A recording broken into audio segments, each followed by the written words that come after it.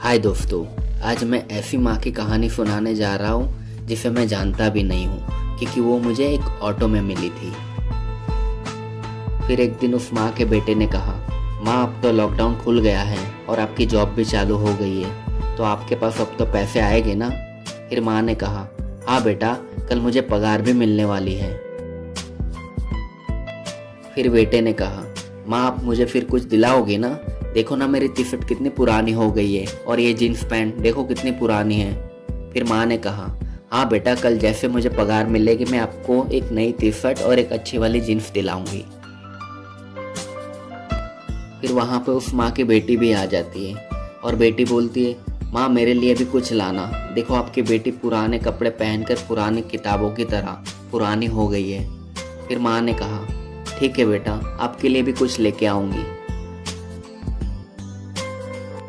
फिर उतने में उनकी सासू माँ भी आ जाती है और उन्होंने बोला, बहू कल तुम्हारी पगार हो रही है तो मेरी दवाई और मेरा चश्मा देखो कितना पुराना हो गया है, कल नया बनवाना है, तो कल मेरी दवाई और ये चश्मा नया बनवा के लेके आना। फिर बहू बोलती है, ठीक है माँ। फिर उतने में उनके पति भी आ जाते हैं और उन्होंने कहा, तुम्हें तो पता है मेरा काम तो बंद है, अभी पैसे भी नहीं है, तो तुम्हारे पास पैसे बच जाए तो मेरे लिए भी कुछ लेके आना। फिर पत्नी ने कहा, हाँ जरूर लेके आऊंगी, पहले आप बोलो तो क्या लाऊं आपके लिए। फिर पति ने कहा, ज़्यादा कुछ नहीं, मेरी चप्पल टूट गई है और कल रात को मेरा नेट रिचार्ज ख़त्म हो गया और बहुत दिनों से हम सब ने बाहर का खाना भी नहीं खाया है, तो तुम्हारी पसंद का कुछ भी लेके आना। फिर पत्नी ने कहा, ठीक है मैं लेके आ जाऊंगी। फिर उनकी सासू माँ ने फिर से कहा, बहू अगर थोड़े पैसे बच जाए तो घर का राशन भी लेके आना, क्योंकि राशन भी ख़त्म होने आ गया है। फिर बहू ने कहा, ठीक है माँ। फिर दूसरे दिन वो माँ अपने काम पे जाती है और वो एक जगह पे काम नहीं करती है, वो हर घर में काम करती है। मेरा मतलब वो घर काम करती है। वो 3 या 4 घर में झाड़ू, कपड़ा, बर्तन साफ करने का काम करती है। फिर हर घर से उस माँ को पगार मिलती है और उसकी टोटल पगार होती है 9,500। फिर वो माँ सबके लिए कुछ ना कुछ खरीदने जाती है, मगर जो ऑटो में वो बैठती है उसमें उसका पर्स गिर जाता है। फिर उसके पास सिर्फ 10 रुपये बचते हैं। वो बहुत ढूंढती है कि मेरा पर्स कहाँ गया, मगर नहीं मिलता है। फिर उसको याद आता है कि मैं जिस ऑटो में बैठी थी शायद उसमें गिर गया। वो माँ उस ऑटो स्टैंड जाती है, मगर वो ऑटो स्टैंड थोड़ा दूर रहता है और उसका किराया है 15 रुपये और उस माँ के पास सिर्फ 10 रुपये रहते हैं। फिर वो माँ हर ऑटो वाले से बोलती है, भैया मेरा पर्स एक ऑटो में गिर गया है, आप ज़रा मुझे वहाँ छोड़ दोगे। मगर हर ऑटो वाला यही बोलता है, वहाँ का किराया 15 रुपये है और आपके पास सिर्फ 10 रुपये है और हम 10 रुपये में नहीं लेके जाते। फिर वो माँ बोलती है, भैया रहता तो मैं दे देती, और अगर मेरा पर्स मुझे नहीं मिला तो मेरे 1 महीने की पगार और मेरे परिवार की 1 महीने की खुशियाँ चली जाएगी। वहाँ पे बहुत सारे ऑटो वाले रहते हैं और सब यही बोलते हैं, हमारा भी परिवार है और ऐसे हम हर किसी की हेल्प करते रहेंगे तो हमारा परिवार भूखा मर जाएगा, और ऊपर से लॉकडाउन पूरी तरह से खुला भी नहीं है और कुछ धंधा पानी है ही नहीं, सब बंद है। फिर वो माँ रोने लग जाती है। फिर वो माँ वहाँ से पैदल ही चलने लग जाती है। तब वही ऑटो वाला उस माँ को उसका पर्स देने आता है और बोलता है, लो बहन, आपका पर्स मेरे ऑटो में गिर गया था।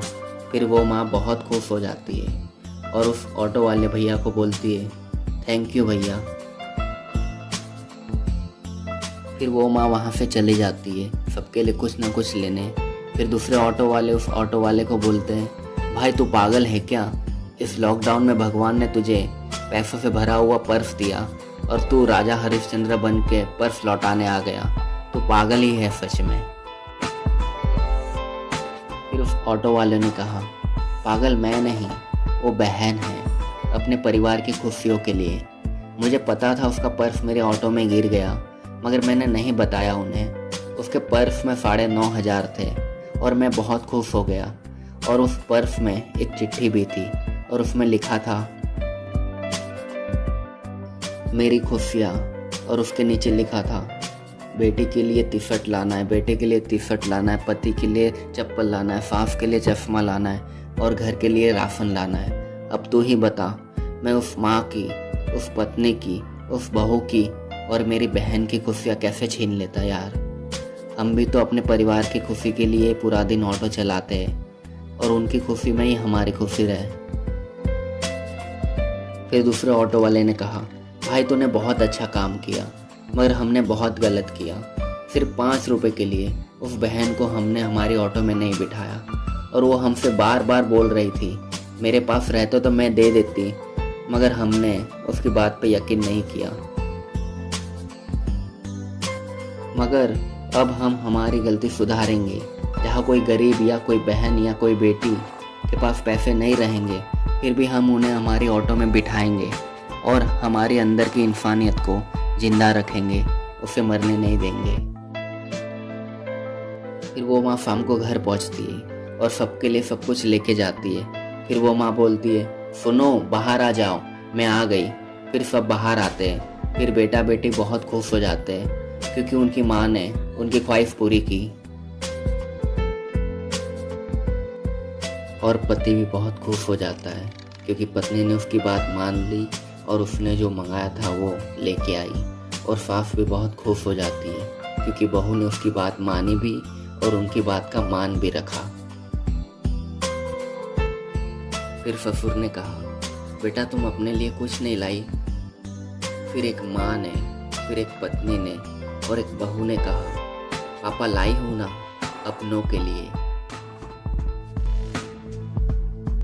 ये थी उस माँ की कहानी जिन्हें मैं जानता भी नहीं। और जरा सोचो, मैं उस माँ को देखकर एक कहानी बना सकता हूँ तो क्या आप अपनी माँ से या अपनी पत्नी से या अपनी बहू से इतना नहीं पूछ सकते हो कि माँ आपने अपने लिए कुछ लिया, बहू तुमने अपने लिए कुछ लिया या कुछ किया, सुनो तुमने अपने लिए कुछ किया या कुछ लिया।